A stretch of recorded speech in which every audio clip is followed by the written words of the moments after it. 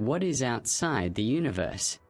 The question itself is wrong. The universe has no outside because outside requires a boundary and the universe may have none. 93 billion light-years, this is the radius of the observable universe, but the real universe could be 10 carat, 23, times this size, or even infinite. We are forever trapped in this 93 billion light-year spherical prison because light speed is only 300,000 kilometers per second. The light from further away has not had time to reach us because the universe has already expanded beyond it. The data is even more insane. The universe expansion rate is 70 kilometers per second per megaparsec. This means galaxies 14 billion light-years away are moving away from us at speeds exceeding the speed of light. 1,000 solar systems worth of space is being created every single second and we know nothing about it.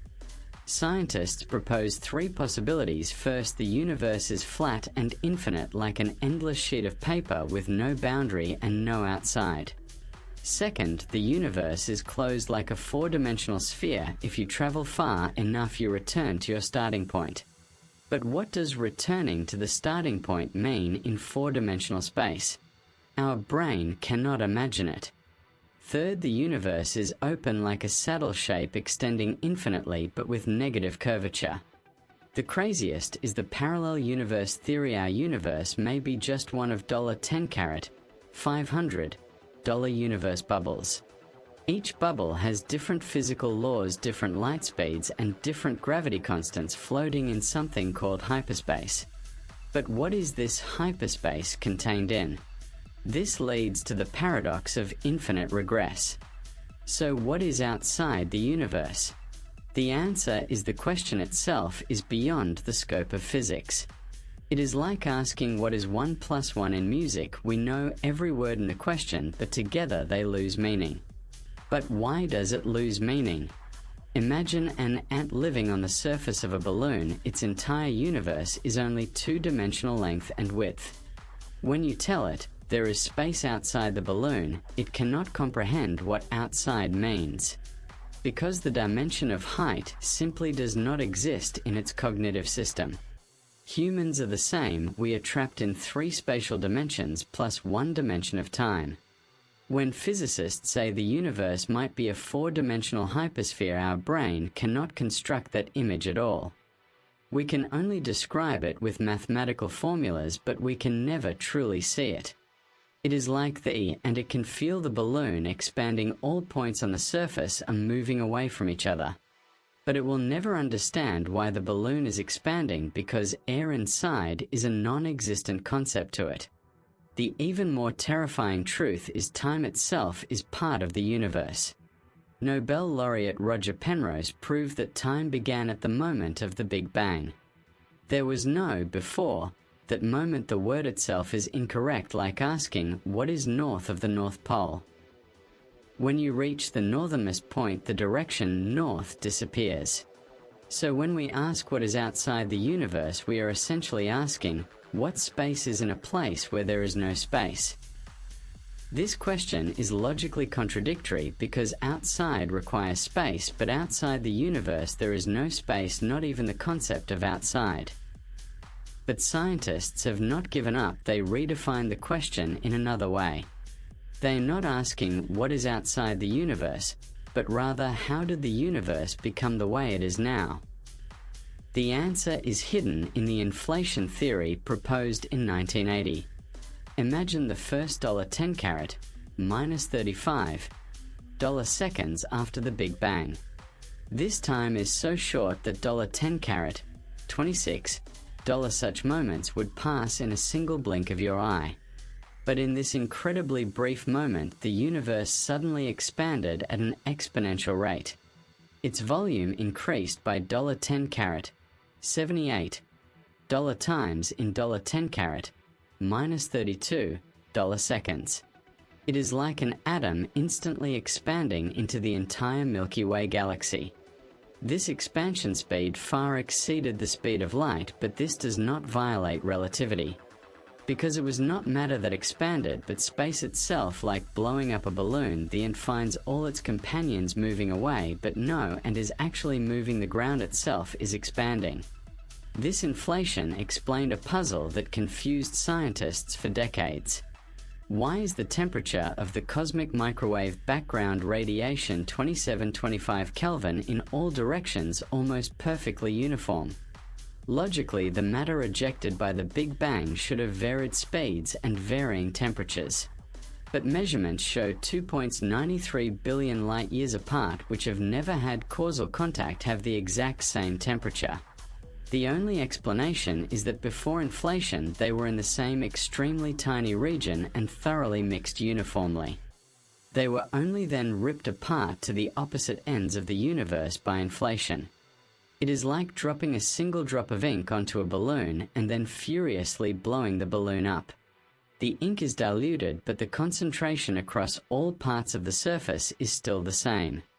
But here is a crazier discovery: the energy that drove this expansion is called vacuum energy.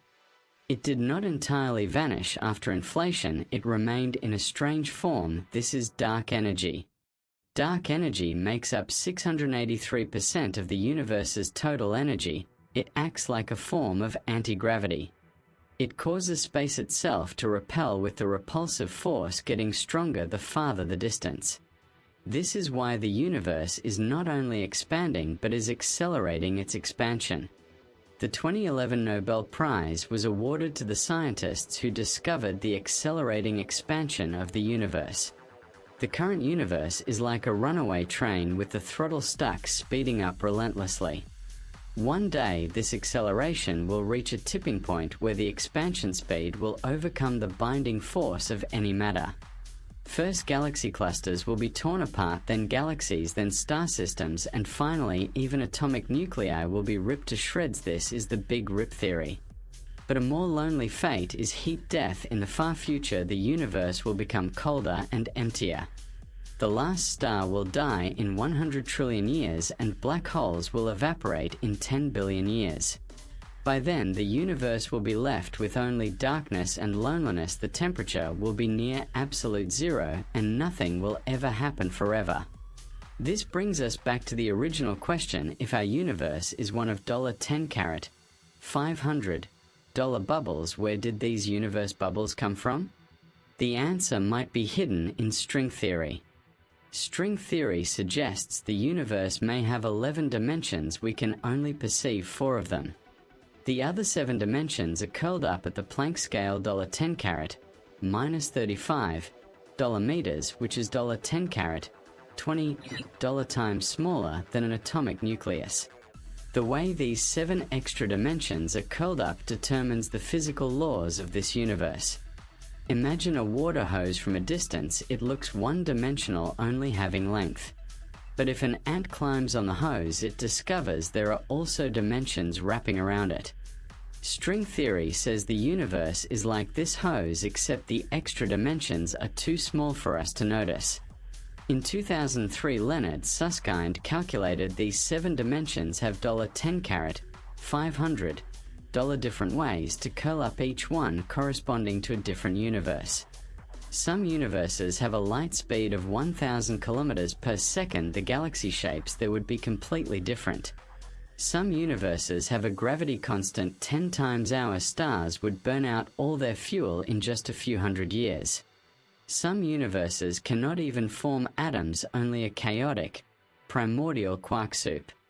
This raises a disturbing question: why does our universe have exactly the right light speed, the right gravity constant, and the right electromagnetic force, allowing atoms to form, stars to burn, and life to be born?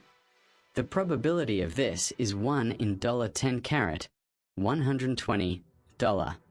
Some say this is God's design, but scientists offer another explanation: the anthropic principle. If $10 $500 universes truly exist, then inevitably some of them will be suitable for life. And we just happen to live in such a universe, not because it was designed that way, but because only in such a universe would we be here to ask the question. It is like a lottery winner wondering, why me? There is no why if not him, it would be someone else. But there is one crazier possibility. If our universe is finite with a beginning, rules, and precise physical constants, could it also be programmed? In 2003, Oxford philosopher Nick Bostrom proposed the simulation hypothesis. He calculated that if a civilization reaches sufficient advancement to simulate virtual universes containing consciousness, the number of virtual universes would vastly exceed the real one. This means probabilistically we are more likely to be living in a simulation program created by some higher dimension civilization. Like our video games, only this game is so refined that even the physical laws are perfectly rendered. This idea sounds absurd, but it explains many strange phenomena such as the measurement problem in quantum mechanics. Why are particles in a superposition state before being observed and only determined after observation? This is like fog of war in games where details of an area are only rendered when the player looks at it. Take the fine-tuning of the universe. If we live in a simulation, the perfect physical constants might just be parameters entered by the programmer. Or the Planck scale, why does the universe have a minimum unit of length and time? Is this not like a screen's pixel? Any smaller is meaningless. But even if this hypothesis is true, it only pushes the problem back one step. Who created the civilization that created us? This returns to the paradox of infinite regress. So what is outside the universe? We may never know the answer, not because technology is lacking, but because the question itself transcends the limit of human cognition. We are like the ants on the balloon surface, unable to comprehend three-dimensional space, or like game characters unable to touch the world outside the screen. But this is not despair, it is a reminder that the universe is more mysterious, grand, and incredible than we can imagine. In this 93 billion light-year spherical prison, we may never escape, but at least we can look up at the stars, think, question, and marvel. Perhaps realizing our own ignorance is a form of wisdom. To stand at the boundary of knowledge and ask questions of the unknown is a form of courage, and this may be the universe's most precious gift to humanity.